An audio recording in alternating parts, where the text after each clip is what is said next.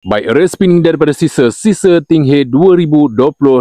Dahulu hanya saiz 2500 sahaja, sekarang sisa Tinghe dah keluarkan saiz daripada saiz 2500 hingga ke 6000. Untuk yang macam saya review sekarang ni bersaiz 6000, dia punya maximum drag dia 20 kg maximum drag. Jadi memang sangat sesuai lah kalau korang buat layan patin, chop raya, mekong memang sangat sesuai. Ataupun nak buat popping, jigging bottom di laut pun memang sangat sesuai. Untuk sisa Tinghe ni memang sangat sesuai untuk memancing di lapangan air masin. Di spool cap dia ada getah untuk seal supaya air tidak masuk ke dalam spool, terutama sekali air masin. Kalau kita buka dia punya spool, korang boleh tengok pada tiang sub ni pun ada getah seal di sekeliling ni. Warna hitam ni getah seal supaya mengelakkan air tidak masuk ke dalam rail, terutama sekali air masin. Untuk handle jenis material daripada aluminium. Untuk knob handle pun jenis material daripada aluminium, jenis round knob yang selesa dipegang macam ni. Dan lagi satu, dia menggunakan jenis screw in power handle. Untuk spool material daripada aluminium, kita dengar dia punya bunyi drag.